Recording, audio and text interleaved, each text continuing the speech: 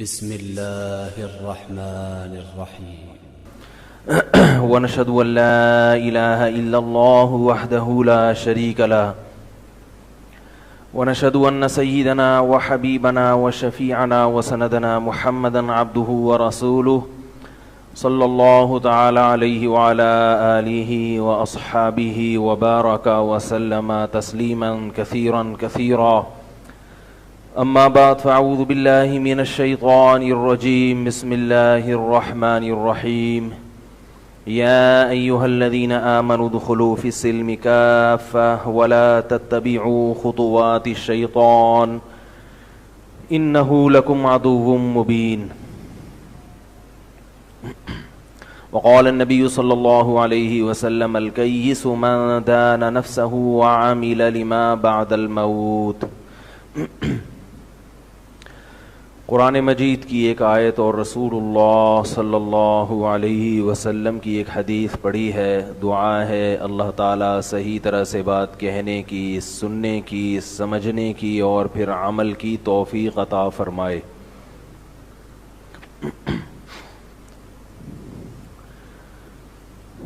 یہ آیت میں کئی بار بیانات میں پڑھتا ہوں. یا ایھا الذین آمنوا ادخلوا فی السلم کافہ، اے لوگو جو ایمان لائے ہو اسلام میں مکمل داخل ہو. اگر یہاں خطاب انسانوں سے ہوتا یا ایھا الناس، تو پھر یوں خطاب ہوتا ادخلوا فی السلم، اے لوگو اسلام میں داخل ہو جاؤ. کیونکہ دنیا میں بہت سے لوگ ایسے ہیں جو اسلام میں داخل نہیں ہیں. قرآن میں جگہ جگہ ایھا الناس سے خطاب ہے. یا ایھا الناس، یا ایھا الناس ان کنتم فی ریب من البعث، اے لوگو تمہیں اگر آخرت میں دوبارہ زندہ ہونے کا یقین نہیں آتا، تم یہ کہتے ہو یہ کیسے ممکن ہے، ہڈیاں ہو جائیں، مٹی ہو کے ہم ختم ہو جائیں، یہ کیسے ممکن ہے؟ سائنس سے تو کوئی پروو ہوتا نہیں ہے کہ دوبارہ زندہ ہوں گے. تو یہاں اللہ نے لوگوں سے خطاب کیا ہے، کیونکہ بہت سے لوگ مرنے کے بعد دوبارہ زندگی کے قائل نہیں ہیں. یہاں یا ایھا الذین آمنوا نہیں ہے ایمان والوں، کیونکہ ایمان والوں کا تو دعویٰ ہے کہ ہم مانتے ہیں، جنت کو بھی مانتے ہیں، جہنم کو بھی مانتے ہیں، آخرت کو بھی مانتے ہیں. اس لیے قرآن کا جو خطاب ہے نا ایھا الناس اور ایھا الذین آمنوا، ان میں فرق ہے. ایھا الناس سے قرآن جہاں بھی خطاب کرے گا ساری دنیا کے سارے انسان، اور اس میں اکثر ایسی باتوں کی طرف قرآن دعوت دیتا ہے جو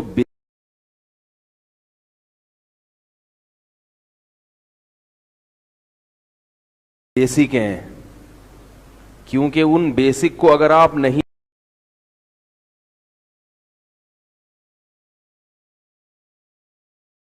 مانیں گے تو آگے کی باتیں بھی آپ کی سمجھ میں نہیں آئیں گی. اس بیسک کو اگر کوئی نہیں مان رہا، مثال کے طور پر آپ کسی غیر مسلم کو کہیں کہ بھئی تم اگر اللہ کی عبادت نہیں کرو گے، جس نے اس کائنات کو بنایا اس کے حکام کو فالو نہیں کرو گے تو ناکام ہو جاؤ گے. وہ جواب میں کہتا ہے کوئی ناکامی نہیں ہے، دنیا میں اتنے لوگ ہیں جو اللہ کے حکام کو فالو نہیں کرتے، وہ تو زیادہ کامیاب ہیں، وہ تو زیادہ کامیاب ہیں. تو یہاں دو غلطیاں ہو رہی ہیں. پہلے آپ کو اس کو یہ باور کرانا ہے کہ کامیابی کی ڈیفینیشن کیا ہے. آپ دولت کو، ترقی کو کامیابی سمجھ رہے ہو، وہ اس غلط فہمی میں مبتلا ہے. دوسری بات یہ باور کرانا پڑے گا کہ اصل کامیابی یہ زندگی ہے ہی نہیں. تو وہ آخرت کو مانتا ہی نہیں ہے تو یہ دعوے کو کیسے مانے گا؟ ایک اور مثال دیتا ہوں، بالکل لیٹسٹ مثال، زندہ جاگتی مثال. میں نے ابھی کو ایجوکیشن کے خلاف 2-3 جمعے بیان کیا ہے مسلسل. کو ایجوکیشن سسٹم غلط غلط غلط، اس کے خلاف احتجاج کرو. جمہوری حکومت میں عوام کو رائے دینے کا حق حاصل ہے. عوام کی ذمہ داری ہے کہ کو ایجوکیشن سسٹم کی حوصلہ شکنی کریں. غلط ہے یہ، ہم اپنی اولادوں کو تباہ نہیں کر سکتے. اس پہ بہت سے لوگوں کے اچھے کمنٹس بھی آئے، لیکن بہت سے لوگوں کے نیگیٹو کمنٹس بھی آئے ہیں.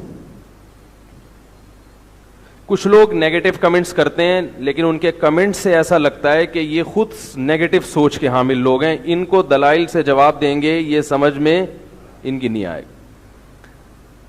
لیکن کچھ پڑھے لکھے لوگ بھی ہوتے ہیں. آپ لوگوں کی توجہ ہے نا ہے بھائی. اصل میں میرا اپنا تجربہ یہ ہے، ہم بھی پہلے مولوی صاحب کی تقریریں سنتے تھے، 10 منٹ تک لوگ جاگتے ہیں، اس کے بعد سونا شروع کر دیتے ہیں. تو میں 10 منٹ کے بعد یہ ڈوز دیتا رہتا ہوں، اس لیے آپ لوگ ناراض نہ ہوا کریں. لوگ کہتے ہیں ہم جاگ کے سن رہے ہیں تو ہمیں یہ ڈوز کیوں دے رہے ہو؟ تو بھائی آپ سن رہے ہیں، ضروری نہیں کہ آپ کے پڑوس میں جو بیٹھا ہے وہ بھی سن رہا ہو. حفاظتی ٹیکے سب کو لگتے ہیں، حالانکہ بیماری کا خطرہ 100 میں 1 کو ہوتا ہے، لیکن احتیاطاً ٹیکے سب کو لگائے جاتے ہیں. اب وہ کہیں ہمیں خطرہ نہیں ہے، ٹیکہ ہمیں بھی لگا رہے ہو، تکلیف کیوں دے رہے ہو؟ تو بھائی یہ فرق کرنا کہ آپ کو ہو سکتی ہے آپ کو نہیں ہو سکتی، یہ بڑا مشکل کام ہے. تو یہ جو میں بار بار کہتا ہوں بولو نا بھائی، جاگ رہے ہو، بات سمجھ میں آ رہی، یہ بھی آپ کو ٹیکے کی طرح چبھتا ہے یہ لفظ.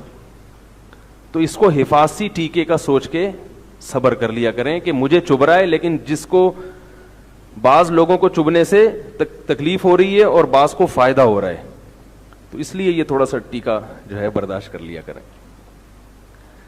تو کچھ لوگ تو نیگیٹو سوچ کے حامل ہوتے ہیں، کچھ ایسے ہوتے ہیں کہ جو دلائل سے بات کرتے ہیں اور ان کے لب و لہجے سے لگتا ہے کہ کسی اچھے خاندان سے ان کا تعلق ہے. ٹھیک ہے، ان کو والدین نے بولنا سکھایا ہے کہ کسی پہ اعتراض بھی کیا جائے تو ذرا تمیز کے دائرے میں. تو ایسے ہی کل کسی کا مجھے آڈیو میسج آیا، ان کے بولنے کے انداز سے لگ رہا تھا کہ سلجھے ہوئے آدمی ہیں، پڑھے لکھے آدمی ہیں، لیکن ان کو میرے کو ایجوکیشن والے بیان پر اعتراض تھا. 2 اعتراض تھے. ایک اعتراض یہ کہ پی ٹی آئی کی مخالفت کیوں کر رہے ہیں، دوسرا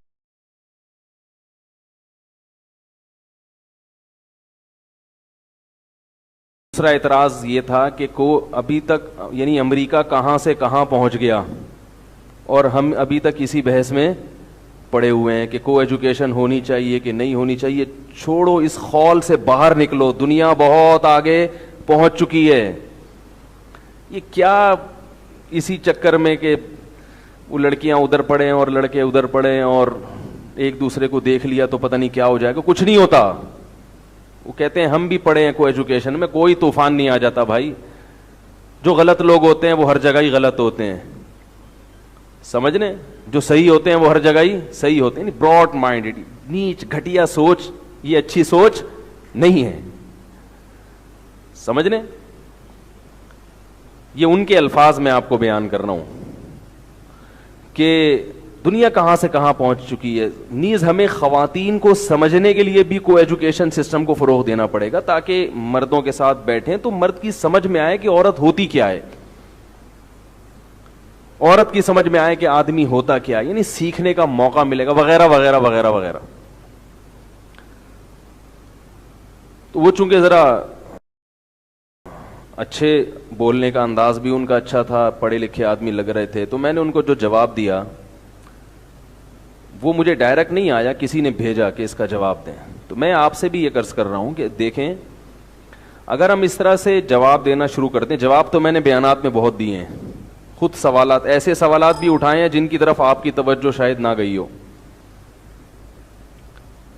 میں نے جب کتاب لکھی نا وہ مخصوص موضوع پر، تعدد زوج، 4 شادیوں پر، تو ایک عالم آئے مجھ سے ملنے کے لیے صوبہ سرحد سے. وہ 4 شادیوں کے بہت خلاف تھے. انہوں نے مجھ پہ اعتراضات کرنا شروع کر دی. عمر بھی زیادہ تھی ان کی، اب ظاہر ہے ان کی سمجھ میں کہاں، ایک شادی اس عمر میں آنا مشکل ہے، 4 کہاں سے سمجھ میں آئیں گی. تو وہ اعتراض کرتے تھے کہ یہ ایک اعتراض ہوتا ہے اس پر. تو میں اپنی کتاب کی فہرست کھول دیتا تھا اور اس فہرست میں اس اشکال کو عنوان کے تحت ذکر کیا ہوتا تھا. یعنی وہ جو اشکال کرتے تھے تو وہ اشکال فہرست میں شامل تھا. میں نے کہا یہ اس کا جواب صفحہ نمبر 325 پر ہے. کہتے چلو یہ تو آپ نے دے دیا ہوگا, لیکن ایک اعتراض یہ بھی ہوتا ہے. میں نے کہا فہرست نکالی, اس کا 225 پہ جواب ہے بھائی. تو وہ جو اشکال کرتے وہ اشکال میں نے خود کیا ہوا ہوتا تھا کتاب میں. جو اعتراض کرتے وہ اعتراض میں نے خود, میں نے کہا 10 صفحوں کی میری کتاب کی صرف فہرست ہے. اس فہرست میں وہ اعتراضات بھی ہیں جو لوگ کرتے ہیں, وہ اعتراضات بھی ہیں جو لوگوں کو کرنے چاہیے مگر ان کی توجہ ان اعتراضات کی طرف جاتی نہیں ہے. ٹھیک ہے نا. تو ہم نے ایسا انتظام کیا کہ قیامت تک کے لیے کوئی ہماری نظریے پہ انگلی نہ اٹھا سکے. لبرل طبقے کو بھی اس میں مطمئن کیا ہے کہ مذہب سے ہٹ کے دیکھو, گراؤنڈ ریئلٹیز کو دیکھو, مذہب کو ایک طرف رکھو, زمینی حقائق کیا کہتے ہیں, میڈیکل سائنس کیا کہتی ہے. تو یہ ساری چیزوں کے اس میں تو میری کوشش حتی الامکان یہی ہوتی ہے کہ کسی موضوع پر بات کروں تو اس کے تمام اشکالات کو میں حل کروں, لیکن جو شارٹ کلپ ہوتے ہیں اس میں تمام اعتراضات کے جوابات آتے نہیں ہیں. چونکہ اس بیان میں مجھے پتا تھا کہ لوگ یہ اشکال کریں گے کہ میں پی ٹی آئی کی حمایت کر رہا ہوں, تو اس بیان کو سیاسی بیان تو میں نے اس کا بھی جواب دیا تھا کہ میں پی ٹی آئی کی نہ مخالفت کر رہا ہوں نہ حمایت. کیونکہ اگر میں صرف اتنا کہتا نا میں حمایت نہیں کر رہا تو پھر اس کو یہ لیا جاتا ہے مخالفت کر رہا ہے. تو ہم نے اس میں یہ بتایا کہ ہم نہ حمایت کر رہے ہیں نہ مخالفت کر رہے ہیں. پھر کیا کر رہے ہیں, تو آپ کو اس سے بحث کیا کہ میں کیا کر رہا ہوں, میں اس کا حامی ہوں یا مخالف, یہ تو میرا ذاتی معاملہ ہے. میں تو ایک شرعی مسئلہ بیان کر رہا ہوں اور انشاءاللہ وہ میں بیان کرتا رہوں گا جب بھی کوئی ایسی بات آئے گی. کیونکہ لوگوں کو جو معاملہ چل رہا ہو اس میں اگر آپ شرعی مسئلے میں گائیڈ کریں گے تو وہ مسئلہ ذہن نشیں ہو جاتا ہے. کتاب سے کوئی چیز پڑھائی جائے اس طرح بات سمجھ میں نہیں آتی. دیکھیے ہمارے نبی یوں بھی کر سکتے تھے کہ جب نبی صلی اللہ علیہ وسلم دنیا میں آئے, آپ کو نبوت ملی, آپ ایک پوری کتاب فقہ کی پڑھا کے چلے جاتے صحابہ کرام کو, جیسے ہم مدرسوں میں فقہ پڑھتے ہیں, وضو کا باب, زکوٰۃ کا مسئلہ, حج کے مسائل. ایسا نہیں ہوا. تیمم کی آیتیں کب نازل ہوئیں, حضرت عائشہ کا ہار گم گیا, پریشان ہو گئے صحابہ, کیا کریں, پانی بھی نہیں ہے اور نماز کا وقت نکل رہا ہے. یہ واقعہ وجود میں لایا گیا. پھر تیمم کی آیتیں نازل ہوئیں, تمام صحابہ کو پتہ چل گیا کہ جب پانی نہ ملے تو کیا کرنا ہے, تیمم. کیوں, ایک دفعہ ایسا ہوا تھا. بہت مشکل ہو رہا ہے سمجھانا. ایک دفعہ کا ذکر ہے, ایک دفعہ ایسا. نیچرل وے آف ٹیچنگ یہی ہے, لرننگ کا بھی نیچرل طریقہ یہی ہے اور ٹیچنگ کا بھی نیچرل طریقہ یہی ہے کہ آپ موقع موقع پہ لوگوں کو گائیڈ کرتے رہیں. زنا کے متعلق آیات کب نازل ہوئی ہیں, جب امی عائشہ پہ تہمت لگی جھوٹی اور ان کے پاس گواہ نہیں تھے, قرآن نے آیتیں نازل کی کہ کوئی بھی پاک دامن عورت پہ تہمت لگائے اور گواہ نہ پیش کر سکے تو جو تہمت لگائے گا اس کو 80 کوڑے لگیں گے. فجلدوہم 80 جلدہ. اسی لیے آیتوں کے شان نزول ہوتے ہیں. تو یہ نیچرل طریقہ تھا. ہمارے نبی لکھنا پڑھنا نہیں جانتے تھے. اگر آپ صلی اللہ علیہ وسلم کو اسکالر ہوتے تو اس دین سے صرف اسکالر فائدہ اٹھا سکتے, پڑھے لکھے لوگ فائدہ اٹھا سکتے, دیہاتیوں کے لیے یہ دین نہیں ہوتا. تو میں یہ عرض کر رہا تھا کہ انہوں نے یہ اشکال کیا کہ دنیا کہاں سے کہاں پہنچ گئی اور یہ ابھی تک کو ایجوکیشن میں ہی لگے ہوئے ہیں. تو میں نے ان کو یہ جواب دیا کہ اصل میں کچھ بیسز ایسی ہیں کہ آپ انہی کو نہیں مانیں گے تو بات آگے نہیں چلے گی. اگر آپ کے ذہن میں یہ بات بیٹھ گئی کہ بے حیائی بری چیز نہیں ہے, لڑکیوں سے دوستیاں برا کام نہیں ہے, بد نظری برا کام نہیں ہے, پھر آپ کو جتنے بھی دلائل آپ کو دیے جائیں نا کہ کو ایجوکیشن غلط ہے, آپ اس کو تسلیم نہیں کرو گے. اگر آپ اس بات کو تسلیم کرتے ہیں کہ قرآن مجید نے حکم دیا قل للمؤمنین یغضوا من ابصارہم, مومنین سے کہیں اپنی نگاہوں کو جھکائیں, تو یہ بھی تو ایک حکم ہے. دنیا کی ہر چیز کیا ترقی ہے, ہر چیز ترقی کو قرار دے دینا. اسلام میں ترقی کی حدود ہیں, ان حدود کے اندر رہ کر آپ ترقی کر سکتے ہیں, ان حدود سے باہر نکل کے آپ ترقی نہیں کر سکتے. اور یہ دنیا کی ہر قوم میں کچھ حدود ہوتی ہیں ترقی کے لیے. ہر قوم کا اپنا ایک معیار ہوتا ہے اخلاقیات کا. ان اخلاقیات کے دائرے میں رہ کے آپ کو ترقی کرنے کی اجازت ہے. تو اسلام کا بھی ایک اپنا اخلاقیات کا دائرہ ہے.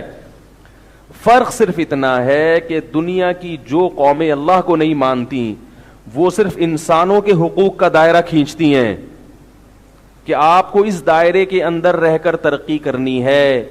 لیکن جو اللہ کو ماننے والے ہیں ان کا ایک اور دائرہ ہے کہ کچھ اللہ کے بھی حقوق ہیں, آپ کو ان حقوق کے اندر رہ کر ترقی کرنی ہے. میں مثال سے سمجھاتا ہوں. امریکہ میں, یورپ میں ترقی کی کچھ حدود ہیں. مثال کے طور پر آپ نے اگر ایجوکیشن حاصل کرنی ہے, ظاہر ہے ایجوکیشن کے بعد ایک پڑھے لکھے ہو جائیں گے. ایجوکیشن کی فیس بھرنے کے لیے آپ کو کسی کی جیب کاٹنے کی اجازت امریکہ میں بھی, بولو بھائی, نہیں.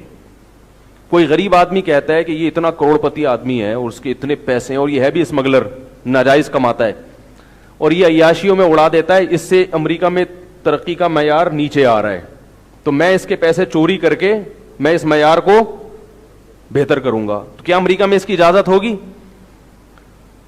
لیول تو بہت اچھا ہے.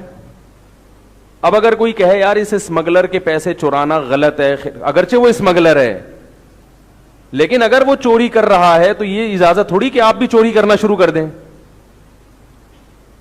ایک دفعہ ایک چور آیا میرے پاس, ہمارے پاس بھی عجیب عجیب چیزیں آتی ہیں. کہتا ہے میں صرف کروڑ پتی لوگوں کے پیسے چوراتا ہوں اور وہ لوگ جو ظلم سے پیسہ کماتے ہیں, تو کیا میرے لیے جائز ہے؟ میں نے کہا بالکل جائز نہیں ہے. کہہ رہے نہیں, یہ تو ڈاکو ہوتے ہیں, چور ہوتے ہیں اور لوگوں کے پیسے لوٹے ہوئے ہوتے ہیں, میں ان کے پیسے چرا کے صحیح جگہ استعمال کرتا ہوں. میں نے کہا وہ چور اس لیے کہلا رہے ہیں کہ وہ لوگوں کے پیسے چراتے ہیں, تو آپ بھی جب ان کے پیسے چراؤ گے تو آپ بھی کیا کہلاؤ گے؟ چور. پیسے کسی کے بھی چوری کرنا جائز, چاہے آپ اسے چوری کر کے غریبوں کو پیسے کھلا دیں. ہاں گورنمنٹ کو اس کی اجازت ہے کہ کوئی کسی کے پاس چوری کا مال ہے یا ڈکیتی کا مال ہے وہ وہاں سے چھین لے. تو کوئی بھی دنیا کی حکومت آپ کو اس کی اجازت نہیں دے گی کہ آپ ترقی کی خاطر کسی چور کے پیسے چرائیں, کسی ڈاکو کے پیسے چرائیں, کسی بینک پہ ڈاکہ ڈالیں. اس کی اجازت نہیں دے گی. وہ کہے گی آپ قانون کو فالو کریں. اگر کسی نے چوری کی ایف آئی آر کٹوائیں آپ اس کے خلاف. حالانکہ فائدہ ہی فائدہ ہے یہاں اسمگلر کے پیسے چوری کرنے میں, ملک کا فائدہ, قوم کا فائدہ, مگر اخلاقیات کے لحاظ سے یہ چیز کیا ہے؟ غلط ہے. امریکہ اس کی اجازت کیوں نہیں دے گا کہ بھائی کل اس کے چور آ رہا ہے, پرسوں دوسرے کے بھی چور آئے گا, قانون ٹوٹے گا. تو میرے بھائی اگر امریکہ کی کوئی حکومت ہے تو اسلام کہتا ہے اس کائنات پہ سب سے بڑی حکومت کس کی ہے؟ اللہ کی ہے. اس کی بھی ایک حکومت ہے اور اس کے بھی کچھ رائٹس ہیں, کچھ حقوق ہیں. مثلاً چوری اگر کوئی شخص کرتا ہے, بہت اچھی طرح سمجھیں جو میں سمجھانا چاہ رہا ہوں. اگر ایک آدمی چوری کرتا ہے, زید نے بکر کے پیسے چرائے, بکر کا نقصان ہوا, بکر کو یہ حق حاصل ہے کہ زید کے خلاف کیس بھی کر سکتا ہے اور زید کو پیسے معاف بھی کر سکتا ہے, کیونکہ یہ بکر کا حق ہے, یہاں اللہ کا حق نہیں ہے. یعنی براہ راست اللہ کا حق نہیں ہے, بلکہ اللہ نے کہا یہ آپس کے معاملات ہیں, تمہیں اختیار ہے کہ چاہو تو معاف کر دو, چاہو تو کیس کر کے اس سے پیسے, بولو بھائی, وصول کر لو. سمجھ رہے؟ لہذا آپ کو حق حاصل ہے. آپ نے کیس کر دیا, عدالت میں گواہوں سے ثابت کر دیا کہ اس نے چوری کی ہے اور گواہ کے سامنے ثابت ہو گیا. اب اللہ کہتا ہے کہ چور کا ہاتھ کاٹو. اب یہاں بکر کو معاف کرنے کی اجازت, اس اسٹیج پہ پہنچنے کے بعد معاف کرنے کی اجازت نہیں ہے, کیونکہ اب یہاں اللہ کا ایک قانون ہے جس کو فوجداری قانون سے تعبیر کیا جاتا ہے دنیا میں, کہ اب اللہ کہتے ہیں ریاست کی نظر میں جب کسی شخص کا چور ہونا ثابت ہو گیا تو یہ جہاں بکر کا مجرم ہے یہ اللہ کی ریاست کا بھی مجرم ہے, کیونکہ تمام ریاستوں کا اصل مالک کون ہے؟ پاکستان کے آئین میں یہ بات لکھی ہوئی ہے کہ حاکم اعلیٰ جو ہمارا اصل صدر ہے, جو ہمارا اصل بادشاہ ہے, وہ کون ہے؟ اللہ ہے. پی ٹی آئی کے صدر اس کے نائب ہیں, وزیر اعظم اس کے نائب ہیں, مسلم لیگ کے صدر اس کے نائب ہوں گے. یہ تو پاکستان کا آئین ہے کہ اصل حکومت کس کی ہے, پاکستان میں اصل گورنمنٹ کس کی ہے, اللہ کی ہے. اور ویسے بھی دنیا میں اصل حکومت کس کی ہے, اللہ کی. پاکستانی اس کو مانتے ہیں, امریکہ اس کو مانتا نہیں ہے. ہم نے مان لیا اور آئین میں لکھ بھی دیا کہ اللہ مانتے ہیں کہ اصل گورنمنٹ کس کی ہے, تیری. تو اب اللہ کیا کہتا ہے کہ جب کیس عدالت میں جائے گا تو یہ اصل میں گورنمنٹ کی عدالت میں جب کیس آتا ہے تو جج وہاں کس کا نائب بن کے بیٹھا ہوا ہے, گورنمنٹ کا. اور گورنمنٹ کس کی نائب ہے, اللہ کی. لہذا قانون اللہ کا چلے گا. اللہ کہتے ہیں یہ ریاست کا مجرم ہے, اور ریاست کا جب ریاستی کوئی مجرم ہوتا ہے تو صدر کے علاوہ کوئی معاف نہیں کر سکتا. اور صدر کون ہے, اللہ تعالی کی ذات. اللہ نے قانون بیان کر دیا کہ چور کا کیا ہاتھ کٹے گا, اور اللہ تعالیٰ سے اب ہم پوچھ نہیں سکتے کہ اس چور کے بارے میں کوئی نیا حکم ہو تو بتاؤ, کیونکہ وحی کا دروازہ بند.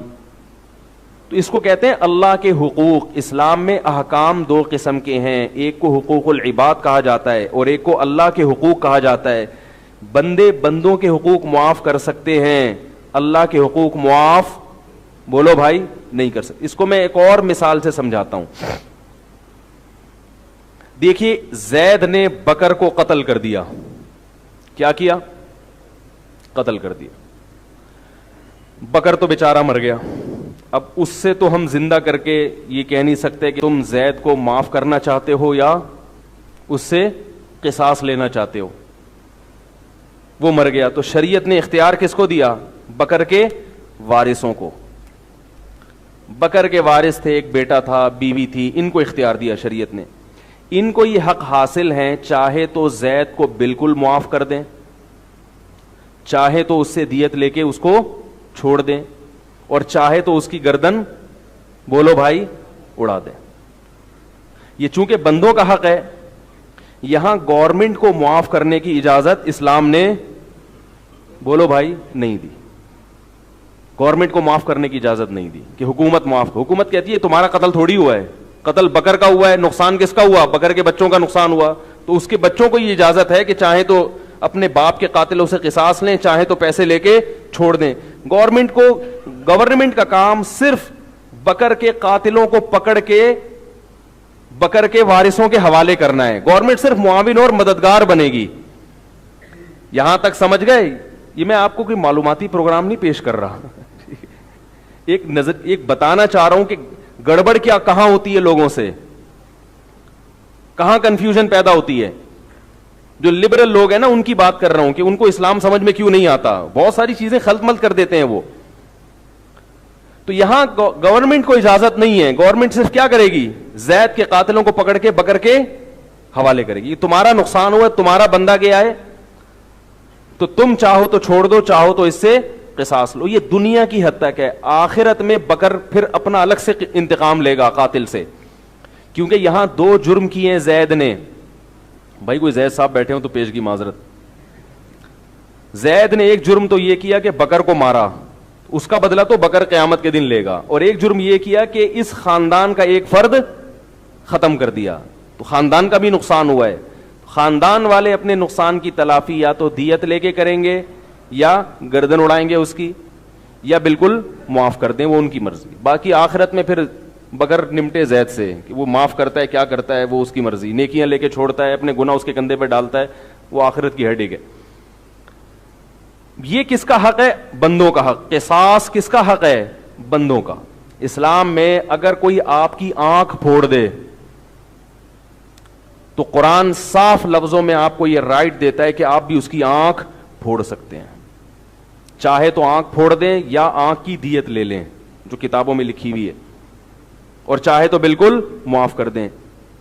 جیل کی سزا اسلام میں بولو بھائی نہیں. جیل میں ڈال دو, سڑاتے رہو 20-20 سال کے بعد وہ نکلے اور پھر اور مزید جرائم سیکھ کے آئے وہ وہاں سے, کیونکہ وہاں سارے اسی جیسے کوئی کسی کی ٹانگ توڑ کے آیا ہوا ہے, کوئی کسی آنکھ پھوڑ کے آیا ہوا ہے, تو یہ بتائے گا یار میں نے ایسے پھوڑی تھی تو پکڑا گیا میں, تو نے ٹانگ کیسے توڑی تھی. ٹھیک ہے, تو جیل میں جرائم سیکھتے ہیں لوگ. اسلام میں یہ کہ بھائی جو جرم کیا ہے اگر اس کا تعلق اللہ کے حقوق سے ہے تو گورنمنٹ انتقام لے گی, بندوں کے حقوق سے تو بندے کے حوالے کر دو, تمہاری مرضی بھائی, تمہاری آنکھ پھوڑی ہے, بتاؤ پھوڑنی آنکھ, کیا کرنا ہے. کیونکہ اگر اس طرح سے لوگوں کو انتقام کی اجازت نہ دی جائے تو انتقام کی آگ بھڑکتی ہے, پھر وہ انتقام میں ایک آنکھ نہیں پھوڑے گا, وہ موقع ملے گا دونوں پھوڑے گا, کیونکہ اس کو پتا ہے میں کچھ نہیں کر سکتا مجرم کا, تو پھر وہ جو کر سکے گا وہ اس کو موقع ملے گا وہ اس کو جان سے مار دے گا, جیسے کہ ہو رہا ہے معاشرے میں. بڑا سادہ قانون ہے اسلام میں, ہاتھ کاٹا ہے ہاتھ کاٹ دو, ناک کاٹی ہے ناک کاٹ دو. قرآن کے الفاظ دیکھو, وَكَتَبْنَا عَلَيْهِمْ فِيهَا أَنَّ النَّفْسَ بِالنَّفْسِ وَالْعَيْنَ بِالْعَيْنِ وَالْأَنْفَ بِالْأَنْفِ وَالْأُذُنَ بِالْأُذُنِ وَالسِّنَّ بِالسِّنِّ وَالْجُرُوحَ قِصَاص. فرمایا ہم نے لکھ دی ہے یہ بات, بنی اسرائیل پر بھی لکھ دی اور مسلمانوں پر بھی. وَكَتَبْنَا عَلَيْهِمْ فِيهَا أَنَّ النَّفْسَ بِالنَّفْسِ, جان کے بدلے بولو بھائی جان, وَالْعَيْنَ بِالْعَيْنِ, آنکھ کے بدلے آنکھ, وَالْأَنْفَ بِالْأَنْفِ, ناک کے بدلے ناک, وَالْأُذُنَ بِالْأُذُنِ, کان کے بدلے کان, وَالسِّنَّ بِالسِّنِّ, دانت توڑا ہے تو جو دانت توڑا ہے آپ گورنمنٹ مجرم پکڑ کے آپ کے حوالے کرے گی, ڈاکٹر بھی دے گی کہ بھائی ایسا نہ ہو کہ توڑ یہ والے اور ٹوٹ وہ والا جائے, وہ ڈاکٹر اس کا وہ دانت نکالے گا, توڑے گا اس کا وہ دانت. والجروح قصاص, اور زخموں میں بھی قصاص لیا جائے گا. اس زخموں کی پھر ڈیٹیل ہے کہ جتنا زخمی کیا آپ بھی اس کو زخمی کریں گے, اور اگر آپ معاف کرنا چاہیں تو معاف کر سکتے ہیں.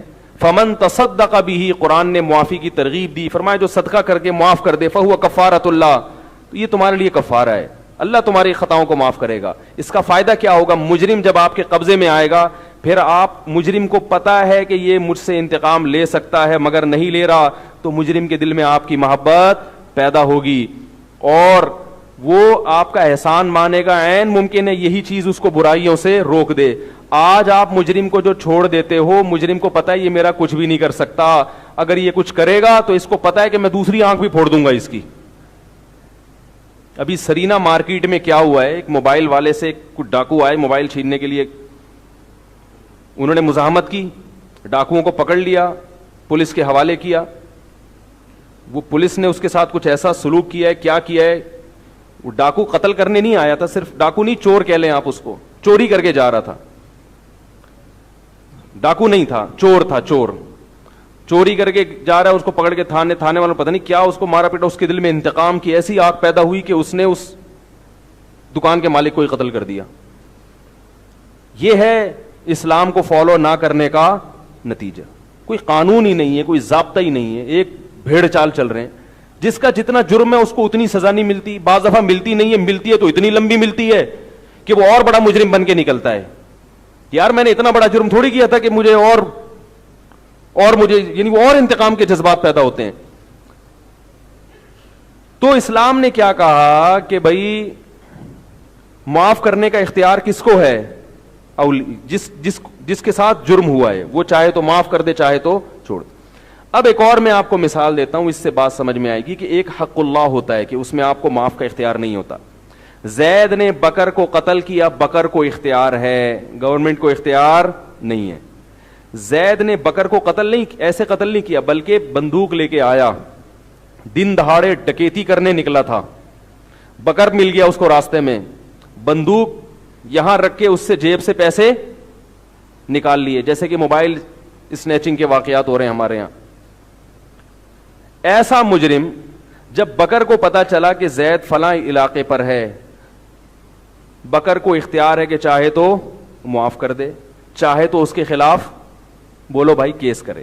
اگر بکر نے زید کے خلاف کیس کیا اور زید عدالت کے کٹہرے میں آیا, پولیس اس کو لے کر آئی اور بکر نے دلائل سے گواہوں سے ثابت کر دیا کہ دن دہاڑے یا رات کے وقت اس نے بندوق میری کنپٹی پہ رکھ کے موبائل چھینا ہے, تو اس کو شریعت میں چور نہیں کہتے, اس کو قطاع الطریق کہتے ہیں, جس کو عام زبان میں ڈاکو کہتے ہیں.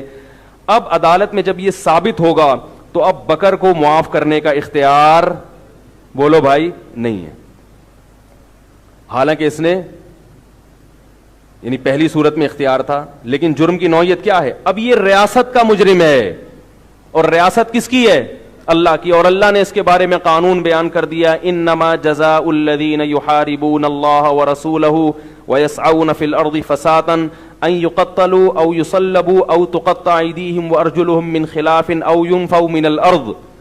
ہاتھ مخالف سم سے ہاتھ اور پاؤں کاٹ کے چوک پہ لٹکا دیا جائے, چوک پہ مجمع میں, اور برچھا مارا جائے سینے میں. سلیب جس کو کہتے ہیں نا, سلیب پہ لٹکا دینا ہے. اسلام میں جو قتل ہے نا وہ گردن اڑانا ہے, اس میں تکلیف کم ہوتی ہے. لیکن اس ڈاکو کی سزا اسلام میں کیا ہے؟ لٹکا کے اس کے سینے پہ برچھا مارا جائے اور اس برچھے کو ایسے ایسے گھمایا جائے تاکہ اس کی جان نکلے.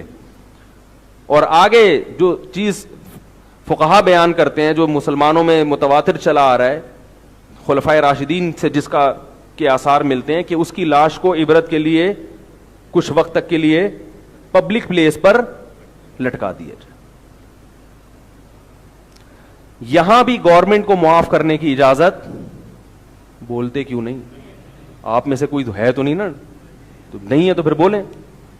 جب آپ مجرم نہیں ہیں تو پھر زور سے بولیں. اس میں کوئی جو نہیں بولے گا پھر شک ہوگا.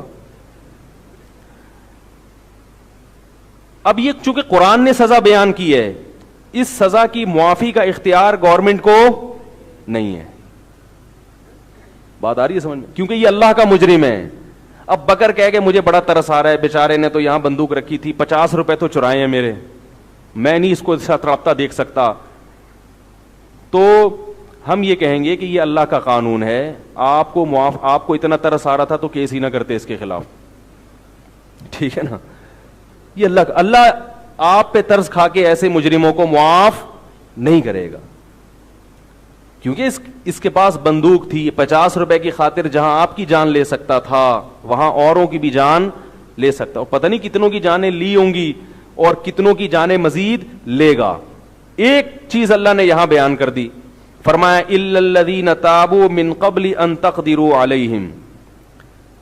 قاتل کے بارے میں تو یہ ہے کہ زندگی میں کبھی بھی قبضے میں آ گئے تو آپ کو اختیار ہے کہ آپ قصاص لیں یا معاف کر دیں, چاہے وہ توبہ بھی کر کے بیٹھا ہوا ہو. ڈاکو کی سزا کے بارے میں قرآن کہتا ہے کہ حکومت کی گرفتاری سے پہلے اگر وہ توبہ کر لے,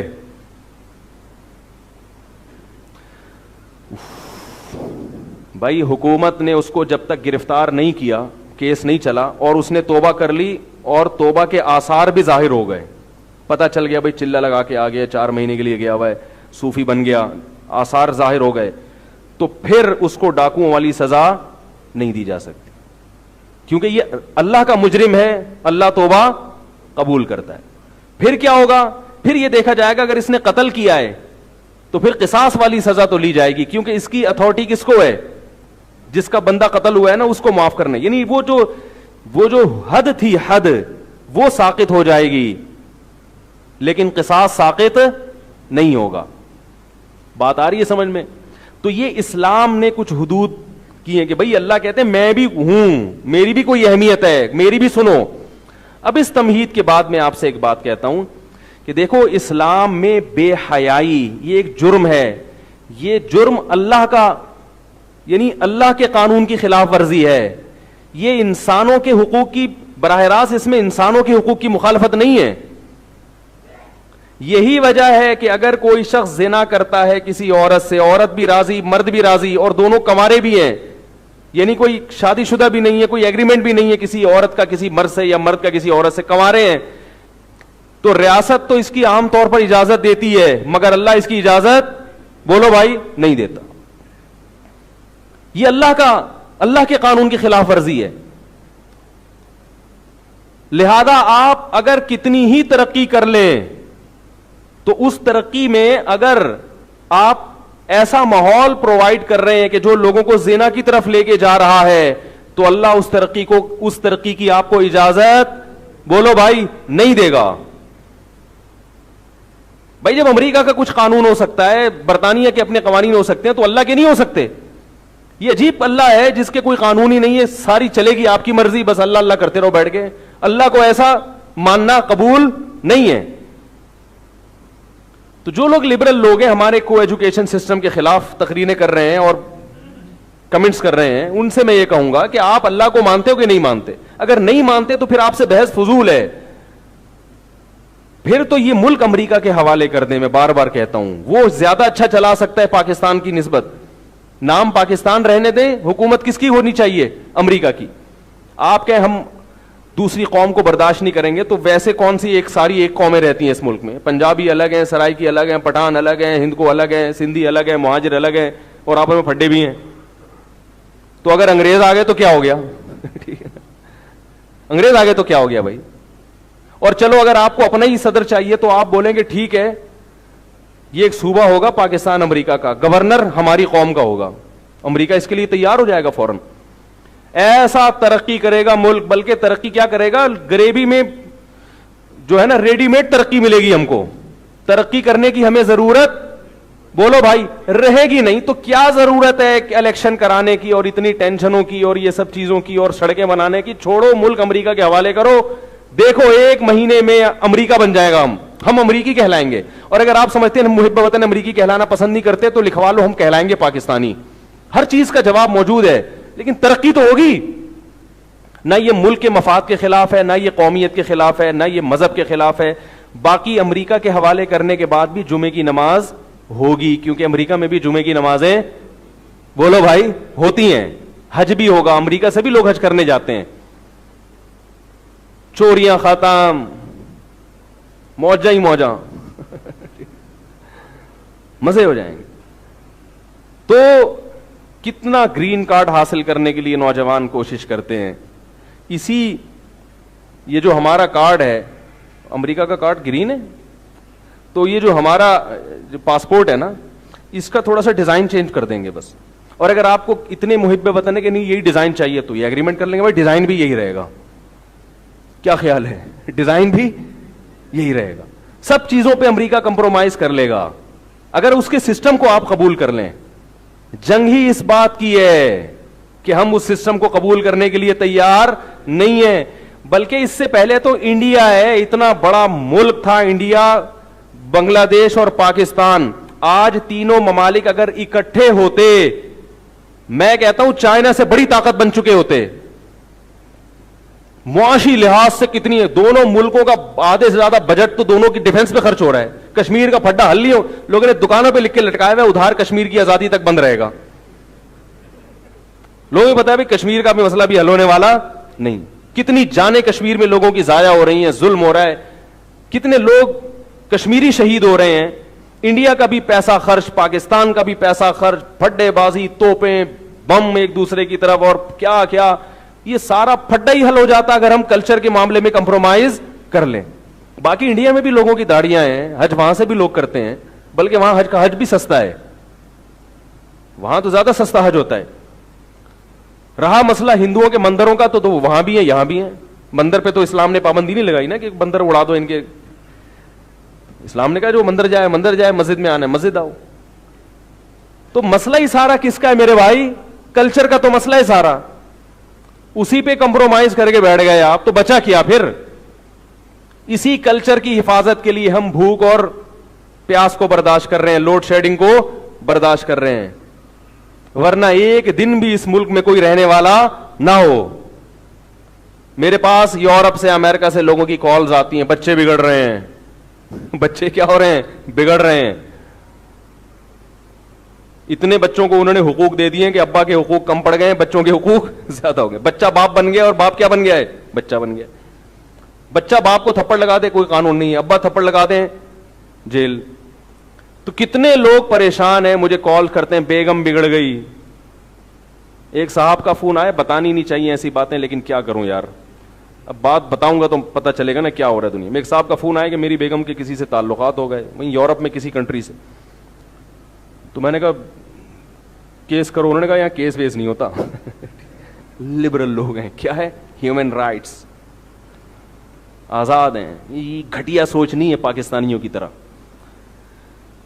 تو میں نے کہا تو پھر طلاق دے دو. کہتے ہیں طلاق دوں گا, آدھی جائیداد گئی, اور میری بیٹیاں بھی گئیں. میری بیٹیاں بھی مجھ سے گئیں. کل بیٹیاں بھی یہی کام کریں گی اماں کو دیکھ کے. تو میں نے کہا کہ پھر جو ہے وہ, میں نے کہا پھر صبر کرو. کہنے کیسے صبر کروں, میرے سامنے اسکائپ پہ اس سے بات کر رہی ہے یار. میں نے کہا رکھ کے 2 تھپڑ لگاؤ. کہہ رہے 2 تھپڑ لگائے, رکھ کے ٹیلی فون کرے گی, اور کہاں ہو جاؤں گا میں, جیل میں. میں نے کہا پھر ایسا کرو کہ یار یہ تو بڑا مسئلہ ہو گیا. رو رہا تھا, رو رہا ہے بندہ, کہہ رہے کہ یار پھر, میں نے کہا پھر ایسا کرو ساری جائیداد یہاں ٹرانسفر کرو اور نکل لو پتلی گلی سے. کہہ رہے یہاں بھی بینک میں آؤں گا نا تو گورنمنٹ جب فیصلہ کرے گی تو ادھر کے بینکوں سے پیسہ نکال لے گی, قانون ہے. تو میں نے کہا پھر یہاں ٹرانسفر کر کے پیسہ نکال کے کوئی پراپرٹی خرید لو. اس نے کہا یہ بڑا لمبا ہیڈک ہے, لیکن بچیوں کا کیا ہوگا, 3 بچیاں کیسے لے, وہ تو نہیں لا سکتا میں گورنمنٹ کی اجازت کے بغیر, حکومت پرمیشن نہیں دے گی, میں نہیں لا سکتا, کیا کروں. میں نے کہا پھر ضرب الحبیبی زبیب, محبوب کی مار کشمش کی طرح میٹھی ہوتی, اور انجوائے کرو لائف کو. کیا کرو لائف کو, کیا کرو, انجوائے کرو. کیونکہ آپ کو لبرل بننے کا بہت زیادہ شوق تھا. اب میں نے کہا ایک ہی حل ہے, یا تو آپ بھی لبرل بن, براڈ مائنڈڈ بن جاؤ, غیرت لیس ہو جاؤ, تو ٹینشن کیا ہو جائے گی, ختم. بولے کوئی بات نہیں, ایکچولی جب ہوتا ہے کوئی مسئلہ, آپ بھی اسکائپ پہ بات کیا کرو کسی خاتون سے. اس نے کہا اس کو تو تکلیف ہوگی نہیں اس کی. یہ اچھا ہے. تو کوئی حل نہیں ہے, کوئی حل نہیں ہے. ٹھیک ہے نا, ایک نہیں ہے, سینکڑوں ہیں ایسے کیسز. میں نہیں کہہ رہا کہ وہاں سب کچھ غلط ہی ہو رہا ہے, پھر میرے بیان کو غلط لے کے جائیں گے. اچھی فیملیاں بھی ہیں, ظاہر ہے عورتیں ساری خراب نہیں ہوتی, جیسے کچھ مرد خراب ہوتے ہیں, کچھ عورتیں صحیح ہوتی ہیں, کچھ عورتیں خراب ہوتی ہیں. خواتین کے بھی فون آتے ہیں کہ مردوں کے پتہ نہیں کتنے کتنے لوگوں سے ہمارے یہاں چکر چل رہے ہیں. سب خراب نہیں ہوتے, وہاں جو فیملیاں رہتی ہیں میں آپ کو ان سے بدگمان نہیں کر رہا, بڑے اچھے اچھے لوگ ہیں, بہت سے تو وہاں جا کے دیندار بنے ہیں, بہت سی خواتین وہاں جا کے پردہ کر رہی ہیں. لیکن میں جو آپ کو گراؤنڈ ریئلٹی بتا رہا ہوں, کیا بات چل رہی تھی, میں یہ آیا یہاں کیسے, میں وہ ایجوکیشن تو تھی, یہ جو, ہاں میں یس کر رہا ہوں کہ کلچر ہی تو ہے جس کو بچانے کے لیے یہ جنگ لڑی جا رہی ہے. آپ کہہ سکتے ہیں یہ تو یہاں بھی ہو جاتا ہے, یہاں کم ہو رہا ہے, وہاں بہت زیادہ ہو رہا ہے, بچے قابو میں نہیں ہیں. تو میں جب ان کو مشورہ دیتا ہوں نا کہ ادھر آ جاؤ پاکستان, تو وہ کہتے ہیں یار لوڈ شیڈنگ مسائل. میں نے کہا بھائی ایک چیز ہے, یا تو ایمان یا لوڈ شیڈنگ. اگر آپ کی نظر میں ترقی کی اہمیت ایمان سے زیادہ ہے تو آپ وہاں رہیں, لیکن پھر تمیز سے لائف کو انجوائے کریں. پھر یہ مولویوں کو فون کر کر کے تنگ نہ کریں, پھر جو ہو رہا ہے اسے کیا کریں, تمیز سے برداشت. مولانا عاشق الہی رحمہ اللہ تعالی بہت بڑے اللہ والے بزرگ تھے. یورپ کا جب ان کا سفر ہوا تو انہوں نے وہاں لوگوں میں بیان کیا. انہوں نے کہا دیکھو تم لوگ ماشاءاللہ ایمان پر ہو, تبھی کسی عالم کا بیان سن رہے آ رہے ہو. تم میں سے زیادہ تر لوگوں کی اولادیں ایمان پر نہیں رہیں گی, بہت سے صحیح بھی رہیں گے, لیکن ان اولادوں کی جو اگلی نسل ہوگی ان کے بارے میں کوئی گارنٹی نہیں ہے کہ وہ مومن ہوں گے بھی یا نہیں ہوں گے. اور وہ بہت کئی سال پہلے انہوں نے پیش گوئی کی تھی. جو لوگ ان کے بیان میں موجود تھے وہ بتاتے ہیں کہ ان کی یہ پیش گوئی بالکل درست ثابت ہوئی ہے. تو اس لیے میرے بھائی ایمان غیرت یہ بھی کوئی چیز ہے, ہم ترقی کے مخالف نہیں ہیں. اسلام جب دنیا میں آیا تو ترقی شروع ہی اسی وقت ہوئی ہے, اس سے پہلے تو کوئی سائنس ٹیکنالوجی کو جانتا ہی نہیں تھا. گوروں نے یہ بات لکھی ہے, یہ ریکارڈ میں موجود ہے کہ اگر مسلمان سائنٹسٹ نہ ہوتے تو ہم جس ترقی پر آج ہیں, حاکم ہوتا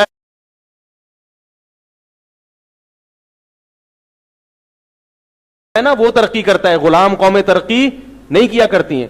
اگر آپ ترقی کریں گے تو آپ کی ساری ترقی کو وہ کیش کرائیں گے. تو حکومت نہیں ہے آپ کے پاس, قرضے آپ ان سے لے رہے ہو, پاور ان کے پاس ہے, آپ کے پاس کوئی ہے ہی نہیں. آپ اگر بم بھی بناتے ہو تو ان سے پوچھ کے بناتے ہو. آپ ہوائی جہاز بناؤ گے, ہوائی جہاز ان سے خریدو گے آپ, تو آپ کو اسٹیبل ہونے میں بہت ٹائم لگے گا. جب آپ اسٹیبل ہو جاؤ گے, اپنے پاؤں پہ کھڑے ہو جاؤ گے, پھر لوگ کہیں گے آپ کو ترقی یافتہ, پھر آپ کی اپنی پالیسیاں ہوں گی. تو میں یہ عرض کر رہا تھا میرے بھائی کہ جیسے ہر حکومت کی کچھ حدود ہوتی ہیں, ان حدود کے اندر ترقی کی اجازت ہوتی ہے, تو اللہ تعالیٰ کی بھی کچھ قوانین ہیں, کچھ حدود ہیں. تو جیسے اللہ نے زنا کو حرام قرار دیا, چاہے لڑکا لڑکی دونوں راضی ہوں پھر بھی اللہ زنا کی اجازت نہیں دیتا. اور قرآن میں یہ ہے الزانیۃ والزانی فاجلدوا کل واحد منہما 100 جلدہ, صاف لفظوں میں کہ زنا کرنے والا مرد یا عورت دونوں کو چوک میں کھڑا کر کے لوگوں کے سامنے 100 کوڑے مارو, تاکہ لوگوں کو کیا ہو, عبرت حاصل ہو. کیونکہ کسی مولوی کا بیان زنا کے خلاف سن کے لوگوں کو عبرت نہیں ہوگی. جب زانی کو پٹتا ہوا دیکھیں گے تو پھر زنا کی نفرت لوگوں کے دلوں میں بیٹھے گی. فرمایا کہ وَلْيَشْهَدْ عَذَابَهُمَا طَائِفَةٌ مِّنَ الْمُؤْمِنِينَ, مسلمانوں کی ایک بڑی جماعت ان کی سزا کو اپنی آنکھوں سے دیکھے. وَلَا تَأْخُذْكُمْ بِهِمَا رَأْفَةٌ فِي دِينِ اللَّهِ, اور فرمایا جب یہ حد ان کے اوپر جاری کرو تو اس معاملے میں تمہیں ایسا نہ ہو کہ دل کی نرمی اور ترس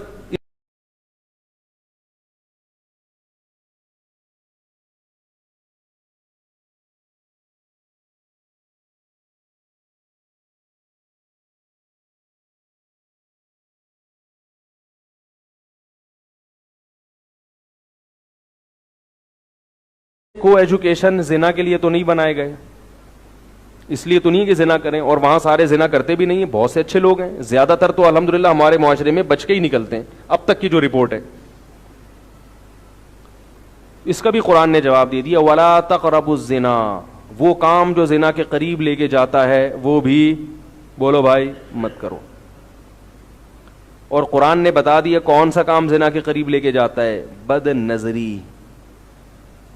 ٹین ایجز لڑکے کو ٹین ایجز لڑکی کے ساتھ بٹھا دیں آپ, اور ایک لڑکی نہیں 20 قسم کی مختلف ڈیزائن کی لڑکیاں, اور ادھر 20 قسم کے مختلف قسم کے فلم کے ہیرو بیٹھے ہوئے ہیں یہاں پہ.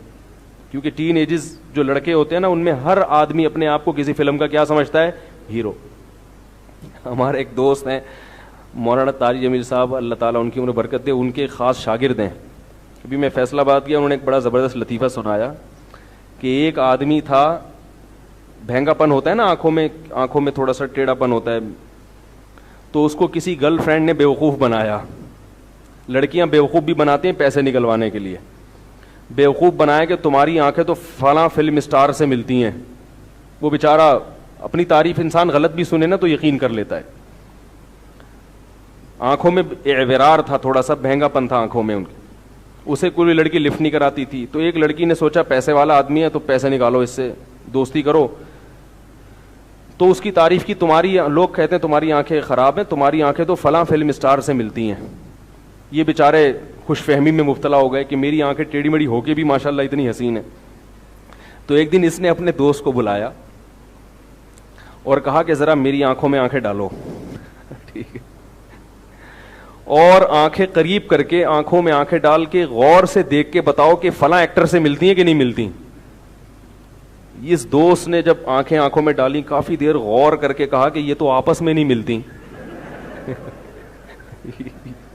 یہ فلاں سے کہاں ملیں گے؟ کہا میرے بھائی یہ تو آپس میں نہیں ملتی ہیں, یہ کسی فلم اسٹار سے کہاں ملیں گی. تو یہ جو ٹین ایجز لڑکے ہیں اسکولوں کالجز میں, ان میں سے ہر آدمی اپنے آپ کو کیا سمجھتا ہے, چاہے کتنا ہی ٹیڑھا میڑھا ہوگا لیکن سمجھتا کیا ہے. تو ان کو آپ نے لے جا کے بٹھا دیا. میں جب لینگویج سینٹر میں پڑھتا تھا نا, ایک انگلش لینگویج سینٹر میں, وہ بھی کو تھا. اب آپ کہیں گے جب کو ایجوکیشن کے اتنے خلاف ہو تو کو ایجوکیشن میں ایڈمیشن کیوں لیا, کیونکہ اور کوئی لینگویج سینٹر مل ہی نہیں رہا تھا. تو وہاں میں نے دیکھا کہ لڑکے جب کھڑے ہو کے اسپیچ کرتے تھے نا کوئی انگلش میں, تو گریبان کھلا ہوتا تھا, کالر کیا کیے ہوئے تھے اوپر. ارے میں نے کہا یار یہ کون سا اسٹائل ہے بھائی, صرف شو مارنے کے لیے. جہاں یہ ماحول ہو تو کیا یہ چیز آپ کو زنا کے قریب نہیں لے کے جائے گی. کمال کی بات یہ ہے کہ وہ جو لبرل تھے جنہوں نے یہ میرے خلاف ایک آڈیو میسج بھیجا, جو میرے خلاف نہیں, ان کا ایک نظریہ تھا. اللہ کی قدرت دیکھیں, تھوڑی دیر کے بعد کسی لڑکی کا فون آیا, خاتون کا نہیں میں جان کر کہہ رہا, کسی لڑکی کا فون آیا جو کو ایجوکیشن میں پڑھتی ہے, لبرل گھرانے سے اس کا تعلق ہے, بہت ماڈرن لوگ ہیں. اس کا فون آیا کہ میرا ایک بوائے فرینڈ تھا, یہیں پر آنکھ مٹکا ہوا بوائے فرینڈ بنا, اور اس نے مجھے مس یوز کیا, اس کے بعد اب وہ مجھ سے شادی کرنے کے لیے تیار نہیں ہے. لڑکی رو رہی تھی اور مجھے کہہ رہی تھی کہ مولانا صاحب, مفتی صاحب, کو ایجوکیشن سسٹم کے خلاف اللہ کا واسطہ آپ بیان کریں, اس میں تعلیم نہیں ہے, اس میں لڑکے لڑکیوں کے جذبات سے ناجائز فائدہ اٹھا کے کھیلتے ہیں, تعلیم نہیں ہے, بے حیائی کے اڈے بنے ہوئے ہیں. تعلیم کا عنصر بہت تھوڑا ہے, عیاشی کا عنصر بہت. صاحب کو بھیج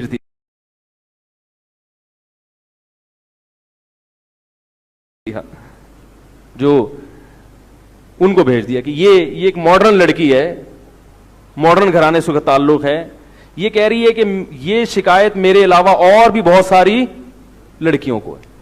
لڑکے دوستیاں لگاتے ہیں, شادی کے لارے رپے دیتے ہیں, مگر شادی نہیں کرتے, اور یہ لڑکیاں نکاح کے لیے تیار ہوتی ہیں. یہ اب تک ہے, کچھ وقت کے بعد شادی کے لارے رپے بھی نہیں دیں گے, کیونکہ دوستیوں کا زنا کا ایسا رواج پڑے گا کہ شادی کی بات ہی فضول لگنے لگے گی. وہ لڑکیاں کہیں گی شادی وادی نہیں کرنی, کیونکہ حیا اور غیرت ایک حد تک ہوتی ہے. جب حیا کی چادر اترتی ہے اور مکمل اتر جائے تو پھر شادی کی چیزیں, شادی کی باتیں حماقت لگتی ہیں. ایک صحافی کا مضمون میں نے پڑھا کہ فرانس میں نکاح, ایک چرچ میں 2 جوڑے آئے نکاح کرنے کے لیے. پادری نے بتایا کہ 10 سال کے بعد کوئی چرچ میں آیا ہے کوئی گورا شادی کرنے کے لیے. 10 سال میں بیٹھا ہوں یہاں پہ کوئی نہیں آیا, اور ہمارے یہاں ہر ہفتے 2-2 3-3 نکاح مولوی صاحب پڑھا رہے ہیں. تو یہ اللہ کی نعمت ہے, اس نعمت کو برقرار رکھنے کی کوشش کرو. پڑھا بھی رہے ہیں, کر بھی رہے ہیں, لوگوں کے اعتراضات ہو رہے ہیں. یہ جب نکاح کی نعمتیں ختم ہو جائیں گی پھر پتہ چلے گا آپ کو. تو میں نے وہی لڑکی کا جو روتے ہوئے اس کا آڈیو تھا, اس کو تھوڑی پتا تھا کہ میری ایسے بات چیت ہو رہی ہے, کسی سے ڈیبیٹ ہو رہی ہے, بحث ہو رہی ہے, تو وہی میں نے ان کو فارورڈ کر دیا. میں نے کہا سن لیں, آپ کہہ رہے ہیں کچھ بھی نہیں, بن جاؤ براڈ مائنڈڈ. تو اللہ نے زنا کو بھی حرام قرار دیا, اور ہر وہ چیز جو زنا کی طرف لے کے جائے اللہ نے اس کو بھی, بولو بھائی, حرام. پھر کریں کیا؟ اب اس میں 2 قسم کے لوگ ہیں. کچھ بہت ہی صوفی لوگ ہیں, کہہ رہے ہیں بس صبر کر کے بیٹھو. کیا کرو؟ صبر کرو. تبلیغ میں چلا لگاؤ, 4 مہینے لگاؤ, کسی خاتون کی طرف نظر اٹھا کے مت دیکھو, نیک نیک بن کے زندگی گزارو اور مر جاؤ گھٹ گھٹ کے. اسلام دین فطرت ہے. اسلام نے کہا کہ ہم نے تو جو تمہیں حکم دیا کہ مت دیکھو, اس لیے تاکہ تمہارے دل میں تو جذبات پیدا ہوں تو تمہیں پھر بیوی کی طلب ہو, اور جلدی کیا کرو, تم نکاح کرو, تاکہ عورت کو گھر ملے, رہائش ملے, اس کے نیک پاکیزہ اولاد ملے اس کو, اور تم اس کی کیا کرو, تربیت کرو. تو یہ کو ایجوکیشن سسٹم اس پورے اسلامی نظام پر کو کیا کر دیتا ہے, تباہ و برباد کر دیتا ہے. اور دوسری بات یہ کہ میرے بھائی, اس سسٹم پر تعلیم موقوف بھی نہیں ہے. ایک صاحب یہ بھی کہہ رہے تھے کہ گورنمنٹ کے اسکولوں میں دیکھیں نا, الگ الگ ہوتے ہیں لڑکے لڑکیاں, تعلیم کا نظام دیکھیں کیا ہے. یعنی ان کا خیال یہ کہ گورنمنٹ اگر لڑکے لڑکیوں کی اکٹھا بٹھا دے تو تعلیم میں معیار کیا ہو جائے گا. کیسی کیسی باتیں کرتے. میں نے کہا یہ جو گورنمنٹ کے اسکولوں میں تعلیمی معیار بالکل ہی خراب ہوا ہے, یہ اس لیے ہوا ہے کہ یہ گورنمنٹ کے اسکول ہیں, اور ان میں اگر لڑکے لڑکیوں کو اکٹھا بٹھا دیا تو یہ زنا کے اڈے بن جائیں گے. کیونکہ ایک پرائیویٹ اسکولوں میں پھر بھی کچھ تعلیم اور تربیت ہے, جس کی وجہ سے کو ایجوکیشن میں وہ خرابیاں سامنے نہیں آ رہی جتنی ہونی چاہیے. تھوڑی سی تربیت کا بھی تو سسٹم ہے نا, کچھ ٹیچر بتاتے ہیں بھی بیٹا یہ غلط ہے, کیوں دیکھ رہا ہے اس کو, ادھر دیکھو, ٹھیک ہے نا, تھوڑا سا ٹیچر بھی گائیڈ کرتے ہیں. ہمارا خیال ہے انشاءاللہ کرتے ہی ہوں گے. گورنمنٹ کے اسکولوں میں تو نہ ٹیچر ہی نہیں آتے ہی نہیں ہیں, بلکہ گورنمنٹ کے بہت سے ایسے اسکول ہیں جو اسکول ہی نہیں ہیں. میرے پاس کالز آتی ہیں, میں پرنسپل ہوں, میری تنخواہ اتنی ہے, لیکن میں جاتا ہی نہیں جاب پہ. میں نے کہا کیوں نہیں جاتے؟ کہہ رہے ہیں اسکول ہوگا تو جاؤں گا نا. میں نے کہا یار یہ کیا مسئلہ ہے یار, اسکول ہی نہیں. کہہ رہے ہیں ابھی نقشے پاس ہو گئے, ٹیچروں کی تنخواہیں, پرنسپل کی تنخواہیں پاس ہو گئی ہیں, مگر اسکول اب تک. بلوچستان اور سندھ میں ایسے کئی اسکول ہیں جن میں اسکول نہیں ہے, لیکن ٹیچروں کی تنخواہیں بھی مل رہی ہیں اور پرنسپل کی گھر بیٹھے. اللہ کرے اب تبدیلی آ جائے, اللہ کرے تبدیلی آ جائے. تو امید ہے انشاءاللہ آئے گی تبدیلی, کچھ نہ کچھ آئے گی. تو حکمرانوں کی ٹانگیں مت کھینچو, ان کو کچھ کام کرنے دو, ان کو اپریشیٹ کرو. بھائی اب آپ وزیر اعظم بن گئے ہیں, اس سے تو اختلاف ہو سکتا تھا کہ آپ بنے نہ بنے, لیکن اب بن گئے, کوئی نیا چہرہ آیا ہے, پرانوں سے نجات ملی ہے. دیکھ دیکھ کے تھک گئے تھے, وہی پرانے پرانے, پہلے وہ آ رہا ہے, پھر وہ آ رہی ہے, پھر وہ آ رہا ہے, پھر وہ آ رہی ہے, پھر وہ آ رہا ہے, پھر وہ آ رہا ہے. اب کم از کم کچھ فریش چہرہ سامنے آیا ہے, تو ٹانگیں کھینچنے کے بجائے اب میں سمجھتا ہوں کہ آپ جو ہے نا کچھ حکومت اپنے حکمرانوں سے محبت کریں, ان کی نیگیٹو چیزوں کی اصلاح کی کوشش کریں اور پازیٹیو چیزوں کو اپریشیٹ کریں, تو انشاءاللہ ملک میں کیا آ جائے گی. اور اگر کھینچنا ہی شروع کر دیا تو کچھ بھی نہیں ہو سکتا, پھر یہی اٹک پٹک لگی رہے گی. تو اس لیے میں اللہ کا واسطہ دے کے پھر آپ سے کہتا ہوں کہ اللہ کا واسطہ کو ایجوکیشن سسٹم کو کسی قیمت پہ قبول مت کرو, یہ تمہاری نسلوں کو تباہ کر دے گا. والدین کو نہیں پتا کہ ہمارے بچے اسکولوں میں کیا گل کھلا رہے ہیں, یہ ہمیں پتا ہے, کیونکہ آپ کے بچے ہمیں بتاتے ہیں, آپ کو نہیں بتاتے. یہ جو یونیورسٹیوں میں نشے کی عادت پڑ رہی ہے نا لڑکیوں اور لڑکوں کو, یہ عشق معاشقی کی وجہ سے پڑ رہی ہے, یہ تعلیم کا بوجھ نہیں ہوتا. کہتے ہیں ایکچولی تھک اتنا جاتی ہوں کہ مجھے سٹا لگانا پڑتا ہے. یہ لڑکیاں کہہ رہی ہیں آج کل, یہ تھک نہیں گئی ہیں. اکثر, سب کا نہیں کہہ رہا, اکثر کا ایسا ہوتا ہے کہ کوئی چل رہا ہوتا ہے اسکینڈل, اور وہ لڑکا جب دل بھر جاتا ہے تو کسی اور سے دوستی لگا لیتا ہے. تو ظاہر ہے جب ٹینشن ہوگی تو پھر کس پر آئیں گے, سٹے پر آئیں گے. تو یہ ہوگا میرے بھائی, اپنے معاشرے کو بچاؤ اللہ کا واسطہ. اور خاص طور پہ پی ٹی آئی والوں سے کہتا ہوں کہ ہم آپ کے مخالف نہیں ہیں, نہ حامی ہیں نہ مخالف, کیونکہ ہم کچھ بھی بولیں گے تو مصیبت ہو جائے گی میرے لیے. میں اگر بولوں میں آپ کا حامی ہوں تو پھر جمعیت والے نہیں چھوڑتے مجھے, اور میں بولا آپ کا مخالف ہو تو پھر پی ٹی آئی والے نہیں چھوڑتے. تو میں نے یہ چیز چھوڑنا چھوڑ دی ہے یہاں پہ, ٹھیک ہے نا. میں صرف ایک اصولی اور ضابطے کی بات کروں گا. وہ اصول اور ضابطے کی بات یہ کہ اب آپ کی گورنمنٹ ہے ماشاءاللہ, اللہ آپ کو ترقی دے اور حکومت کے لیے آپ ہمارے ملک کے لیے اچھے فیصلے کریں. لیکن اللہ کا واسطہ آپ بے شک اسکولوں میں قرآن نہ لے کر آئیں, لیکن کو ایجوکیشن, قرآن بچے گھر